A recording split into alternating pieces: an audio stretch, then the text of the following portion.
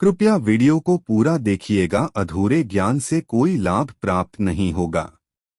दोस्तों, अपना ज्ञान और बढ़ाने के लिए चैनल को सब्सक्राइब जरूर करें। दोस्तों, शास्त्रों में सावन का महीना बहुत ही शुभ और मंगलकारी माना जाता है। सावन के पवित्र महीने में सभी देवी देवता भगवान शिव की शरण में होते हैं। सावन के महीने का हर एक दिन उतना ही पवित्र माना जाता है जितना कि पवित्र गंगा जल। सावन सोमवार का व्रत रखने से संपूर्ण फल की प्राप्ति होती है। कुमारी कन्याओं के लिए सावन सोमवार का व्रत बेहद ही शुभ माना गया है। इसे भगवान शिव की तरह ही एक अच्छे भर की प्राप्ति होती है। सावन सोमवार का व्रत सुहागिनों के लिए एक वरदान माना जाता है। इस व्रत को पूरा करने से पति परमेश्वर के ऊपर कभी कोई आंच नहीं आती। सावन का त्योहार भारत ही नहीं अपितु विदेशों में भी बड़ी धूमधाम के साथ और जोरों शोरों के साथ मनाया जाता है। सावन में कांवड़ यात्रा का बहुत अधिक महत्व बताया गया है। दोस्तों, अगर आपने एक बार कांवड़ यात्रा कर ली तो समझो साक्षात भगवान शिव की कृपा आपके ऊपर बरसती है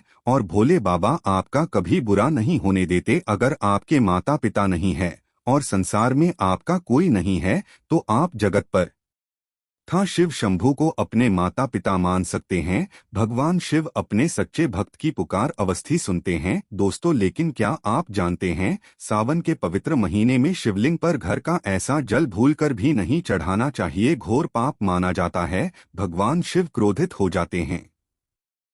घर का ऐसा जल शिवलिंग पर कभी नहीं चढ़ाया जाता। दोस्तों, आगे बढ़ने से पहले अभी तक आपने हमारे चैनल को सब्सक्राइब नहीं किया है तो इस चैनल को सब्सक्राइब करके बेल आइकन जरूर दबाइएगा। सच्चे दिल से कमेंट बॉक्स में लिखें हर हर महादेव, ओम नमः शिवाय। भगवान भोलेनाथ के लिए एक लायक तो बनता है। तो आइए शुरू करते हैं। दोस्तों, नंबर 1, मासिक धर्म के दौरान शिवलिंग पर जल नहीं चढ़ाना चाहिए। जल आप किसी और से चढ़ पा सकते हैं। पूजा पाठ का पालन अवश्य करें परंतु भगवान शिव की प्रतिमा को स्पर्श न करें और वही कुंवारी कन्याओं को शिवलिंग पर जल आरोपित नहीं करना चाहिए। कुमारी कन्याओं को हमेशा शिवलिंग के नीचे ही जल चढ़ाना चाहिए। दोस्तों, नंबर 2, सावन के पवित्र महीने में एक बार माता पिता के चरण गंगा जल से अवश्य बुलाना चाहिए। इससे आपके सभी बुरे पाप नष्ट हो जाते हैं। पितृ दोष दूर हो जाता है। काल सिर्फ दोष दूर हो जाता है। इससे आपको धन सुख समृद्धि ऐश्वर्य सब कुछ प्राप्त हो जाता है। जो व्यक्ति अपने माता पिता के चरणों को सावन में गंगा जल से धुला देता है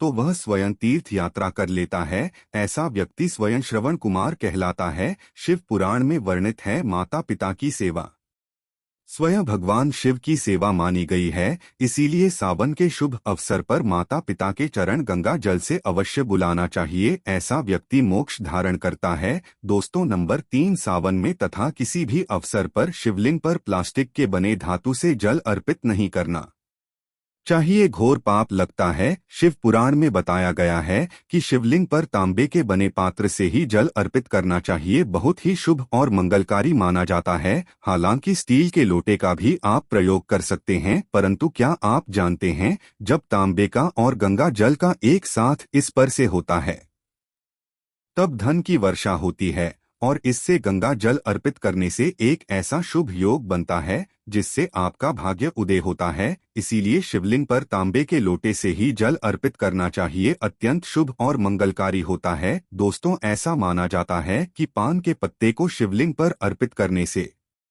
भोले बाबा प्रसन्न होते हैं और जाता है कि सभी मनोकामनाएं पूरी होती है। शिवलिंग पर पान का पत्ता अवश्य चढ़ाना चाहिए लेकिन पान का पत्ता साबित होना चाहिए। दोस्तों, नंबर 4, घर का कोई भी जल आप शिवलिंग पर नहीं चढ़ा सकते। जानिए क्यों। शिवलिंग पर हमेशा गंगा जल ही अर्पित करना चाहिए। साधारण जल शिवलिंग पर कभी नहीं चढ़ाया जाता। साधारण जल को पवित्र करने के लिए उसमें थोड़ा गंगा जल मिलाकर ही शिवलिंग पर चढ़ाना चाहिए। कई लोग नल आदि से, टंकी आदि से जल भरकर शिवलिंग पर चढ़ा देते हैं जो कि शुभ नहीं अशुभ माना जाता है। आप जो जल पीते हैं वह जल शिवलिंग पर कभी नहीं चढ़ाया जाता। इससे आपको फल की प्राप्ति कभी नहीं होगी। इसीलिए साधारण जल में गंगा जल अवश्य मिला लें क्योंकि भगवान शिव गंगा जल के स्पर्श से ही शांत होते ही शिवलिंग पर गंगा जल चढ़ाने से व्यक्ति का भाग्य उदय होता है। बहुत भगवान शिव की कृपा प्राप्त होती है। दोस्तों नंबर 5, सावन में बच्चों को शिवलिंग पर जल चढ़ाना चाहिए। इससे भगवान शिव की तरह ही बच्चों का मन भी शांत होगा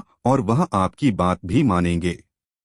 ऐसे में आपका बच्चा पढ़ाई में अव्वल होगा, इसीलिए बच्चों को शिवलिंग पर जल चढ़ाना चाहिए। दोस्तों नंबर है, अगर पूजा का लोटा खराब है तो उससे कभी भी जल नहीं चढ़ाना चाहिए। उस लोटे को तुरंत घर से हटा दें, ऐसा लोटा खंडित माना जाता है। दोस्तों नंबर 7, शिवलिंग पर बेलपत्र चढ़ा हुआ भी दोबारा से उठाकर उसे धोकर फिर से चढ़ा सकते हैं, क्योंकि बेलपत्र कभी भी आप अभी तय नहीं होता, लेकिन याद रहे बेलपत्र फटा हुआ न हो और उसके तीनों पत्ते साबुत होनी चाहिए। शिवलिंग पर बेलपत्र चढ़ाने से शिवजी का मस्तक ठंडा रहता है और आपका मन भी कोमल हो जाता है। बहुत कम लोग जानते हैं, बेलपत्र में समझते देवी देवताओं का वास होता है। शिवलिंग पर बेल का फल चलाने से व्यक्ति भगवान शिव की कृपा पाता है, ऐसा व्यक्ति धनी हो जाता है। सावन में पहले शिवजी को बेल का फल भोग लगाने के बाद प्रसाद के रूप में पूरे परिवार को खाना चाहिए। इससे भोले बाबा की कृपा आपके ऊपर बरसेगी, भगवान शिव बाप को धन से मालामाल कर देंगे। दोस्तों नंबर 8, घर का मंदिर साफ करने के लिए साधारण जल में गंगाजल मिलाकर ही मंदिर को धोना चाहिए तथा मूर्ति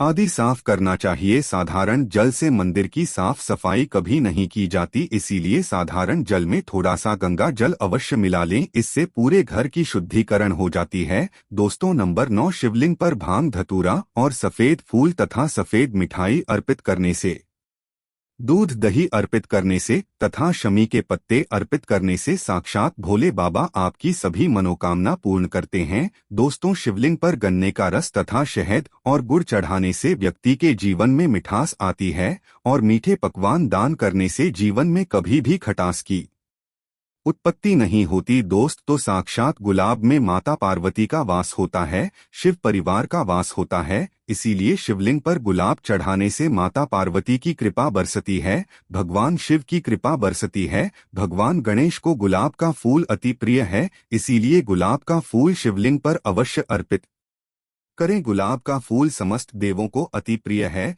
दोस्तों नंबर 10, शिवलिंग पर चढ़ाने वाला जल तथा दूध पैरों में नहीं आना चाहिए, घोर पाप माना जाता है। इससे भगवान शिव का अपमान होता है। शिवलिंग पर जल चढ़ाते समय आपके पैरों में चप्पल आदि नहीं होना चाहिए। घर के अंदर अंगूर थे कि आकार का शिवलिंग रखना चाहिए, इससे ज्यादा बड़ा शिवलिंग घर के अंदर नहीं रखा जाता। शिवलिंग पर हमेशा जल की धारा अवश्य होना चाहिए। अगर आप शिवलिंग पर जल नहीं चढ़ा सकते हैं तो घर में शिवलिंग न रखें, नहीं तो उल्टा आपके घर का विनाश हो जाएगा, क्योंकि शिवलिंग पर जल चढ़ाने से भगवान शिव का मस्तक ठंडा रहता है, भगवान शिव शांत रहते हैं। शिवलिंग पर कई ऐसी शक्तियां ऊर्जा होती हैं जिन्हें शांत करने के लिए गंगा जल की धारा अवश्य होना चाहिए। दोस्तों अगर आप भगवान शिव से प्यार करते हैं, शिव शंभू से प्यार करते हैं, तो सच्चे दिल से कमेंट बॉक्स में लिखें हर हर महादेव।